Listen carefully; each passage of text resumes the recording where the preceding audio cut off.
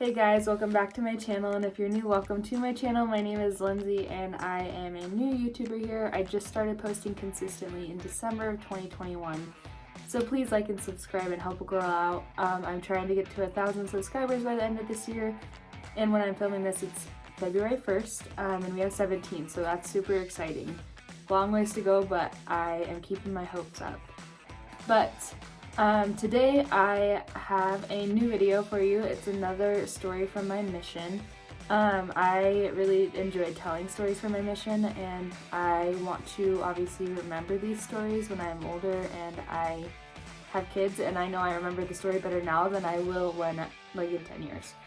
So today I'm going to be telling a story about a man named Jose.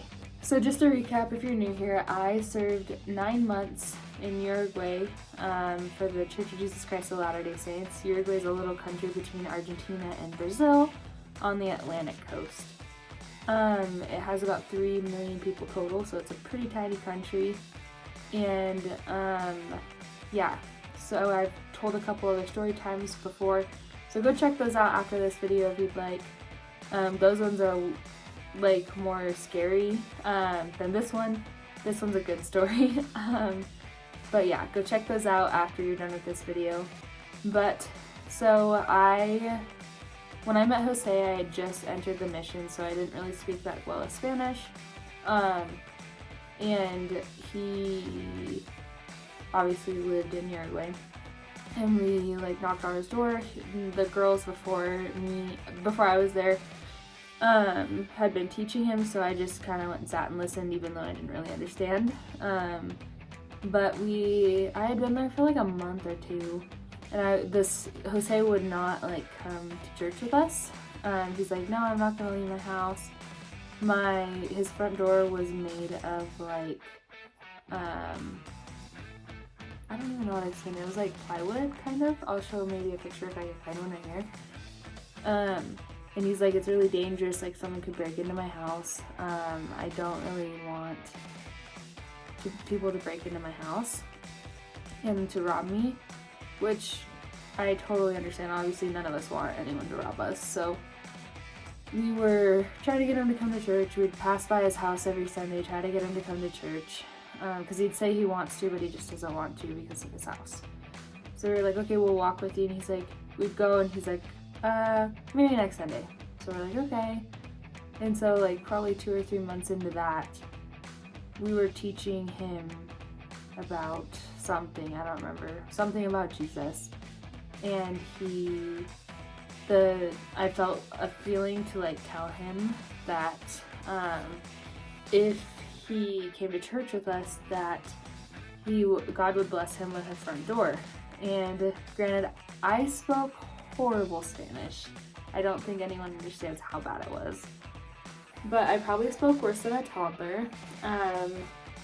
And he thought I was gonna buy him a door because Americans tend to have more access to things like that than they do down there.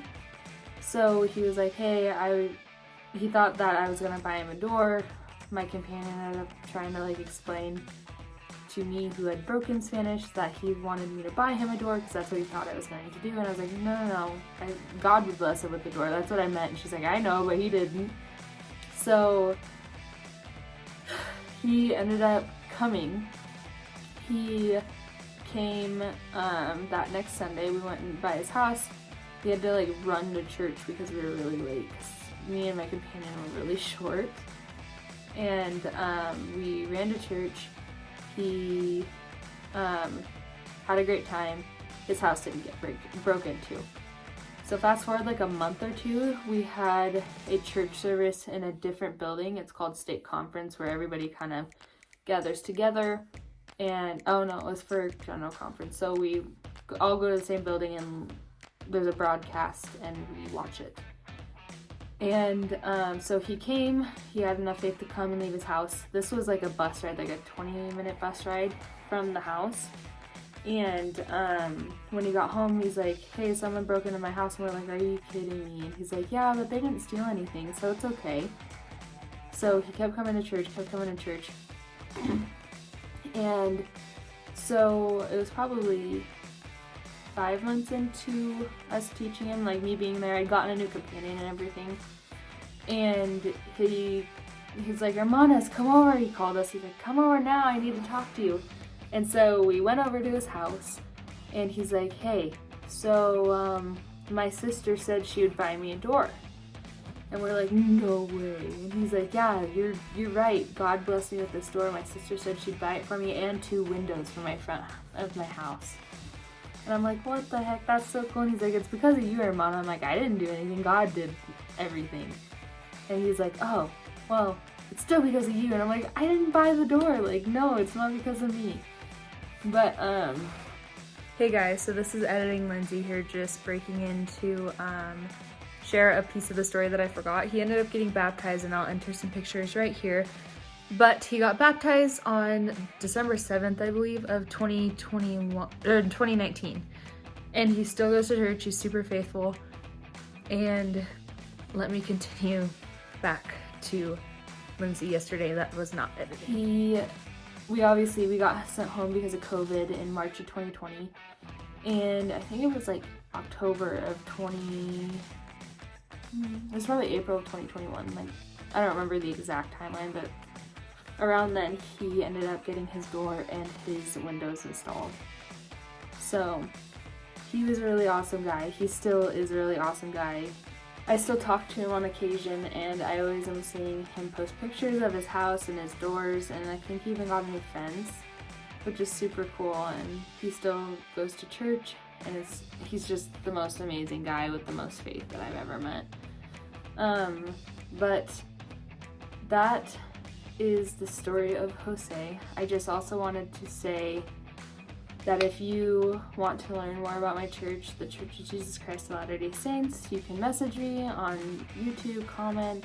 You can message me on Instagram if you're one of my friends. Or you can go to this website. I don't know if I can link it, but I'll put a picture of the website right there to learn more.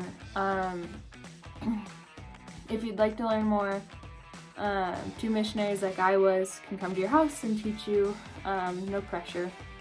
But yeah, it's definitely changed my life, the church has, and I know that it has changed his life, and I know that it could change yours. So I know this is kind of a shorter story time, but it's one of those stories that really has stuck out in my heart, and it really has like changed who I am. It's an amazing story, and it really has shown me that God is good and God is faithful, and when we do what he asks and what we feel is right, that he will bless us. But yeah, I hope you guys enjoyed. Please like and subscribe again if you have not already, and I will see you in the next video. See you guys.